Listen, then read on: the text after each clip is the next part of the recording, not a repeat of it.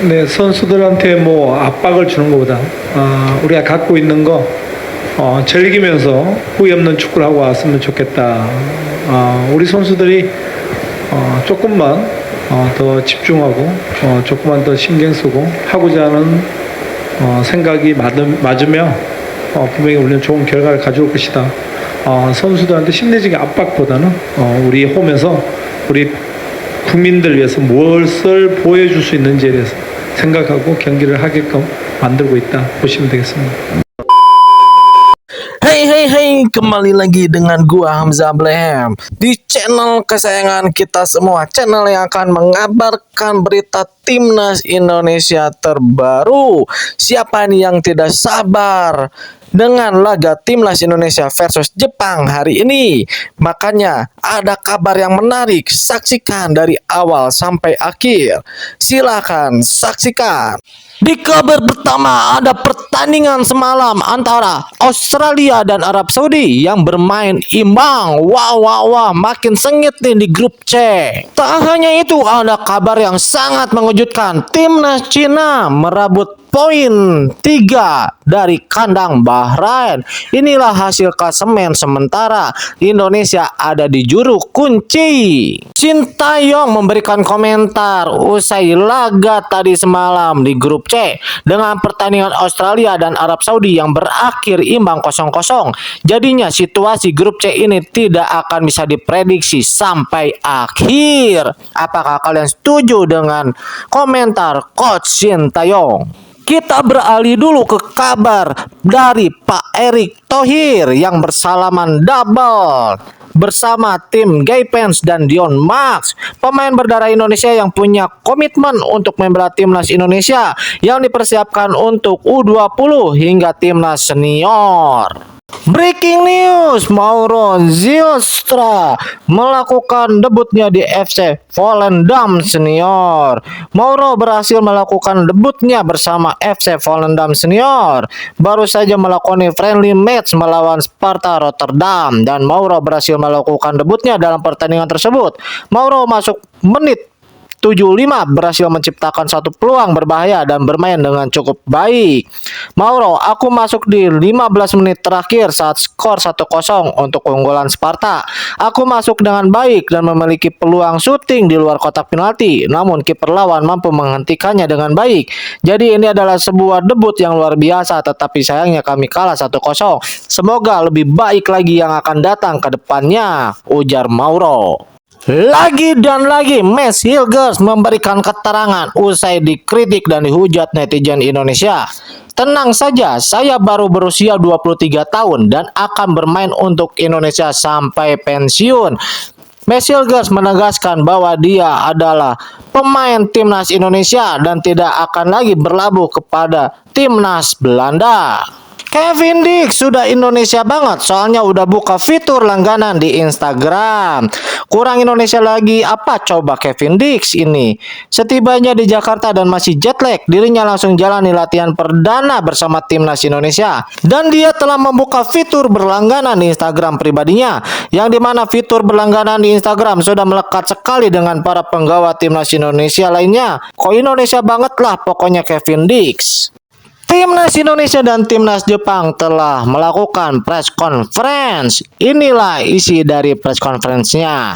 Sintayong, besok laga yang sulit, namun saya dan semua pemain ingin menjadikan laga yang tak disesali.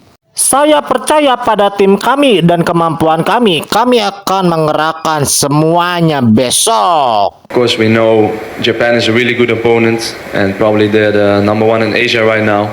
But that doesn't mean we have no chance. Of course, we always have a chance, and like I said before, we believe in our guys and we believe in our team and in our capabilities. So for us, it's just important that we give everything tomorrow on the field, and of course in the atmosphere in GBK and in the stadium. We know anything can happen, so we really need your support, and we're gonna do our best tomorrow.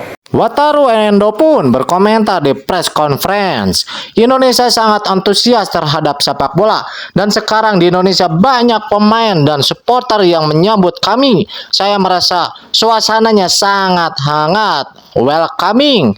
Besok kami akan menghadapi Indonesia sebagai musuh, tapi kami akan tetap menunjukkan respect dan memaksimalkan penampilan terbaik. Sebelum ke berita utama, alangkah baiknya subscribe terlebih dahulu. Terima kasih yang sudah subscribe. Semoga kalian sehat selalu dan rezekinya pun lancar. Amin ya rabbal alamin.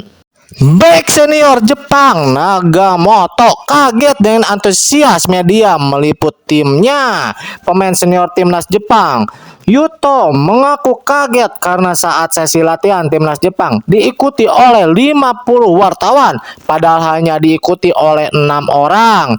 Mantan pemain Inter Milan itu mengaku belum pernah merasakan antusias yang begitu tinggi. Saya tidak punya pengalaman seperti ini. Saya merasa bahwa saya sudah menjadi bintang Hollywood, kata Nagatomo seperti dikutip dari Nikkan Sports. Tahu strategi STY, Junya Ito mengaku ketahui titik lemah timnas Indonesia di bawah instruksi Shin Tae-yong. Wah, yang benar nih. Tak hanya pemain timnas Jepang yang berkomentar, pemain timnas Indonesia pun berkomentar atas laga Indonesia versus Jepang. Bagi kami itu akan menjadi laga yang sulit. Tetapi kami bermain di kandang dengan dukungan fans kami pasti ada peluang untuk menang, ujar Calvin Verdong. Tak mau kalah dengan pemain lain, Marcelino Ferdinand pun ikut berkomentar. Sama-sama manusia, kata Marcelino. Teman-temannya di timnas Indonesia jangan takut hadapi Jepang. Timnas Jepang harus mewaspadai timnas Indonesia yang sekarang. Pasalnya banyak pemain Indonesia yang baru diketahui oleh timnas Jepang. Yang terakhir kali timnas Indonesia versus Jepang tidak bermain atau belum masuk skuad. Media Jepang menyarankan agar klub-klub Liga Jepang atau J-League untuk tidak merekrut pemain dari timnas Indonesia. Wah, ada apa? Ini disebabkan karena media Jepang mengetahui bila mana pemain Indonesia tidak dimainkan, maka klub tersebut akan dikritik sangat tajam oleh netizen Indonesia. Ini prediksi bila Indonesia versus Jepang hasilnya bila mana menang seri ataupun kalah. Bila menang, Indonesia akan naik ranking di FIFA ke 125.